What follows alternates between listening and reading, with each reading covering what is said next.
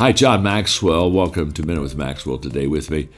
We've been going through my book every day on failing forward, and I take a chapter a day, and I really teach people one main thought out of that chapter. And today we're on chapter 6, which says, don't let failure from the outside get inside of you. And this is such a helpful chapter.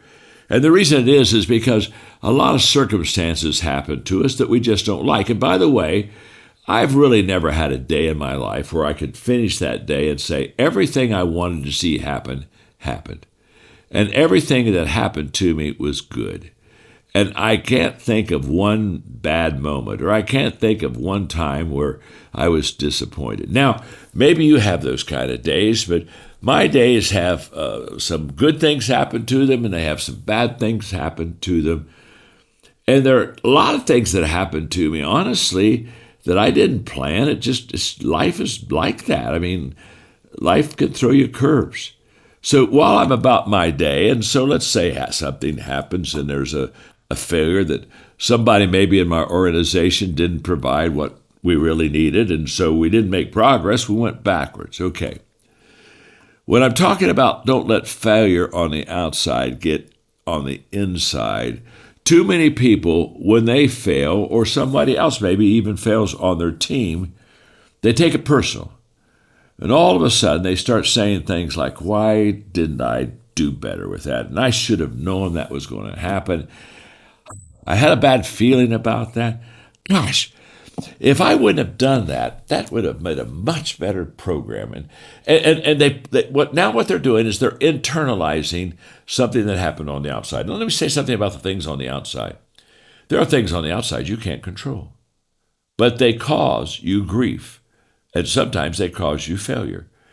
But the outside is outside.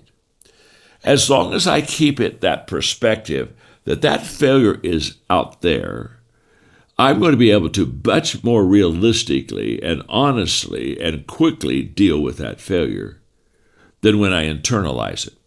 Because when I internalize it, I have to wrestle with the emotions of failure. Now it's too much about me, and now I'm thinking about, well, I could have done this better, and I should have done this better, and why didn't I do it at all? And now we're really losing how we're going to handle the failure.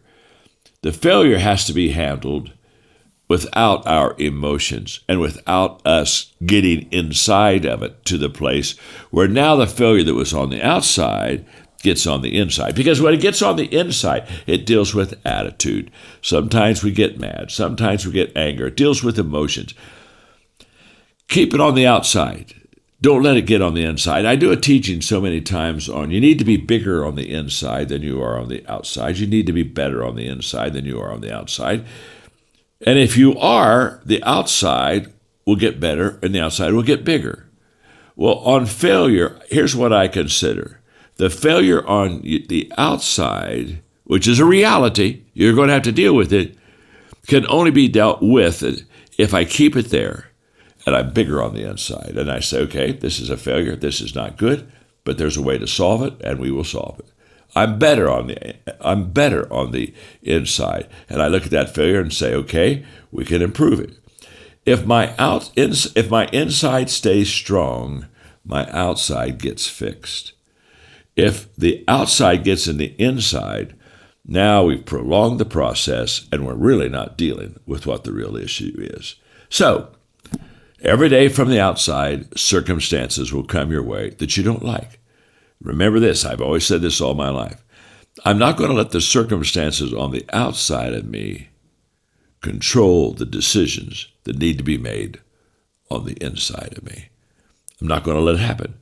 The moment that outside gets inside, my decisions now are to protect myself and to become emotionally involved. That is not the way that you deal with failure. That chapter has helped a lot of people. I hope my thoughts helped you today on Minute with Maxwell.